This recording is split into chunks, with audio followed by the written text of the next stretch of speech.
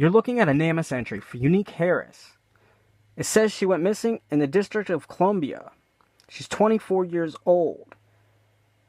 And age now would be 31 years old. She's a black African-American female. 67 to 70 inches tall and 123 to 130 pounds. Unique Harris. Date last seen October 9th, 2010 at 7 p.m., 7:03. Okay, date last seen October 9th, 2010 at 7:03. So let's move through the Namus entry and see what other information we learn. Washington. So she went missing from Washington City. Metropolitan Police Department is seeking the public's assistance in locating a missing person identified as 24-year-old Unique Harris, who was last seen on Saturday, October 9th, 2010, in the 2400 block of Hartford Street, SE. Miss Harris is described as a black female, 5'7", weighing approximately 123 to 130 pounds. She has brown eyes, short brown hair, and light complexion. She has tattoos on her lower back and left arm.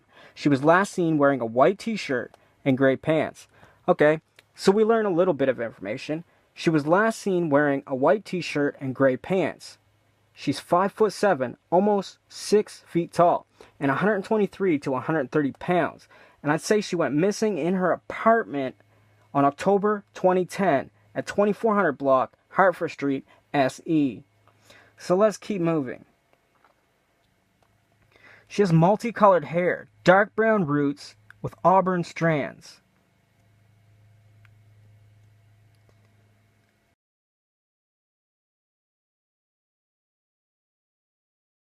Left eye color, brown. Right eye color, brown. Okay, so her tattoos. She has the word unique written on her upper right arm, and Richard and you Andre on the lower back.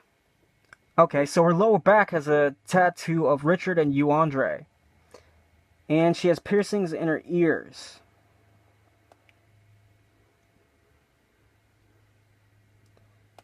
Just matches her clothing, white shirt, gray pants. She had a matching gold necklace, earrings with garnet red beads, sterling silver necklace with safety pin clasp. Cell phone and keys were taken with her.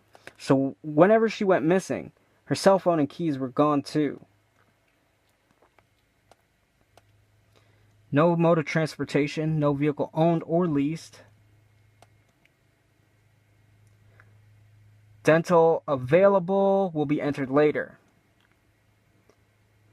DNA submitted, test complete. So there is DNA for an agency that would need this information.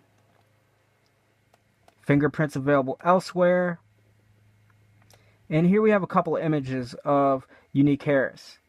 This one here, she seems to be wearing a graduation cap. She seems to be wearing a graduation cap, eyeglasses, and silver hoops in her ears. And another picture here, she's wearing eyeglasses, looks like hoop earrings, and a blue shirt. Okay, so let's move on and see if we can find any other information on Unique Harris. I've skimmed through this article, and I want to say I'm completely amazed by this case. I can't believe what I'm seeing here. Let's check it out. Unique Harris, a young mother, disappears in the night. On October 9th, 2010, 24-year-old Unique Harris made popcorn for her two little sons and her kid cousin. They were having a sleepover/movie night. Unique's grandfather, the children's great-grandfather, called Unique before they started the movie and told everyone goodnight. He could hear the children laughing and playing in the background. After the movies, Unique tucked the children into bed in the next room over from her own. The next morning, the children woke up to search for Unique to no avail. They waited for her return. After a few hours had passed, the 9-year-old cousin called her mother, who was on the other side of town. The cousin's mother, convinced that Unique had just stepped out for a moment, called Unique's mother, who only lived a few minutes away, to check on the kids. Unique's mother and her grandfather quickly arrived at her apartment to sort out the confusion. They began to panic upon realizing that Unique's prescription glasses, which she wore constantly, were folded neatly on her still-made bed. According to reports, Unique had very poor vision, wore her glasses everywhere. Her purse, money, and identification were also left in the apartment. However, her cell phone, apartment keys, and the key to her mother's house were all missing. I mean, I'm just going to leave this here so you can read through the rest of this, but it basically says that her boyfriends, past and present, were polygraphed ex-boyfriends, but no evidence was found of foul play. There was no evidence of forced entry.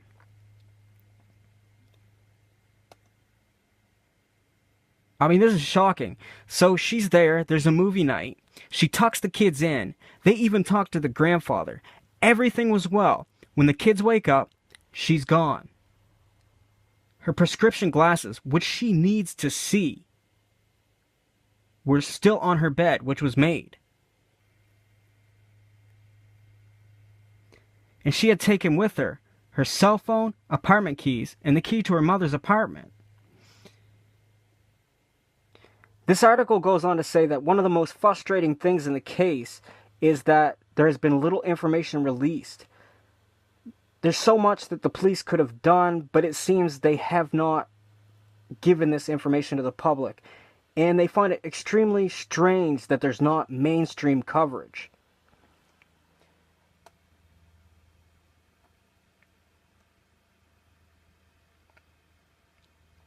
So we have some questions here by the article writer. Was Unique's cell phone ever traced? Where are her cell phone records or a list of her cell phone pings? Who was her last call with? And could it have been related to her disappearance? It is reported that the last time the phone received a call was at 3 a.m. on October 10th. Why did they do so at 3 a.m.? And what exactly is their alibi for the early hours of the next day? So, October 10th, she receives a phone call. Early in the morning. I mean, I believe that it said the 9th was the night of the party. I believe it said the 9th was the night of the sleepover. Yeah, she went missing on the 9th. So, she got a call at 3 a.m. the next morning. I mean, that's bewildering. So did she get called before or after she went missing? Are there any records to Unique's internet access? Did she have a computer? Are there any instances of matchmaking sites or Craigslist-type communications before her disappearance?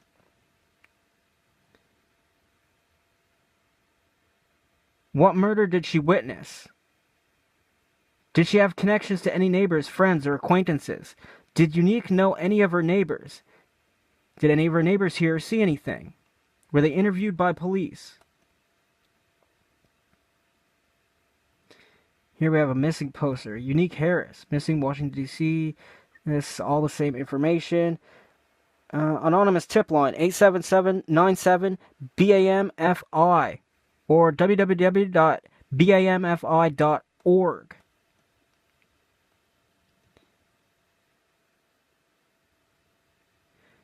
Okay, so the plot thickens here. The area of Washington, D.C. in which Unique lived with her sons is especially crime-ridden. So it says there were 36 violent crimes and 52 property crimes, 88 crimes total reported within only 1,000 feet from Unique's apartment in 2010. According to her mother, Unique witnessed a murder from her upper floor apartment window. Valencia recalled the following.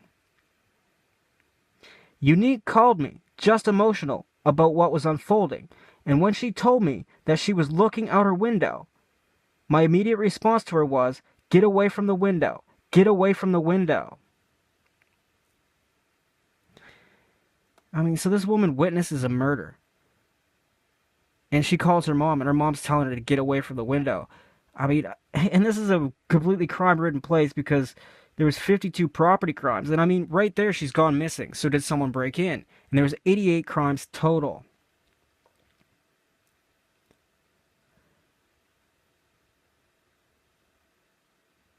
A shooting, September 12, 2010, fits the basic location and criteria of the murder that Unique witnessed. However, according to reports, Unique had moved into the complex only 5 weeks before her disappearance, so the shooting would have taken place a week before she moved in.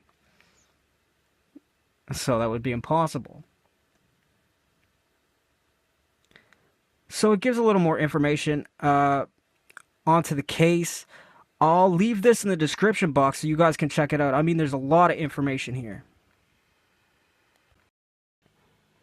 We also have a Charley Project entry for Unique Harris. You can find this at charleyproject.org. We got a couple of pictures here of Unique, and we got some information. Date of birth, 1986. She was born the same year that I was. And it gives her distinguishing characteristics, same thing we've seen in Namus, and a bit of detailed information on the disappearance. Sometime during the night, Harris disappeared, leaving her children asleep in another room. She has never been heard from again. There are no indications of forced entry into her residence, but Harris left her purse, money, identification, and eyeglasses behind at her apartment. She had very poor vision and wore her glasses everywhere. Harris didn't own a vehicle at the time of the disappearance. Her keys and cell phone disappeared with her. The last time the phone received a call was at 3 a.m. on October 10th. So, Harris was raised in Richmond, Virginia, and graduated high school there. She moved to Washington, D.C. in 2010 to be closer with her mother and enrolled in a massage therapy program at a vocational school. She had been involved in a custody battle with her ex-boyfriend, but he passed the polygraph and isn't considered a suspect in her case. Her current boyfriend has also been cleared. Harris has no history of drug abuse, wasn't having any problems with her family at the time of her disappearance, but her mother said she did witness a murder outside her apartment several days before her disappearance. Although there's no hard evidence of foul play in her case, authorities believe she's missing under suspicious circumstances. Her case remains unsolved. Theory time. Unique goes missing from her own apartment in Washington, D.C. on 2400 block Hartford Street. It's an area with a relatively high volume of crime. She witnesses a murder. She has her cousins over, her children's family and her family. They talk to their grandfather, great-grandfather, Unique's grandfather. All is well. By morning, she's gone. Her cell phone is gone. Her keys are gone. And her mother's apartment key is gone. But she leaves behind her eyeglasses, something extremely important to her, something you would expect her to have with her if she left. She gets a call at 3 a.m. on the 10th. So who was it? The police don't tell us. We don't have much information to go on. So all we can do is theorize. Her current boyfriend and ex-boyfriend were cleared, but I'd like to state for the record that passing a polygraph does not necessarily prove innocence. So, did her ex-boyfriend do something to her out of jealousy? Was there a reason for her current boyfriend to be angry with her? Did she meet a stranger online? Was she going to meet a friend? Was she abducted? These all cross our mind when we try to theorize.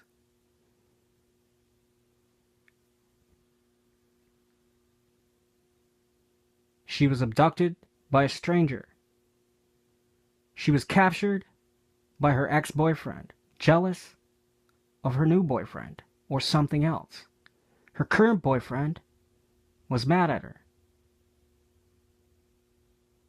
Or she left voluntarily. Without the truth, we may never find out.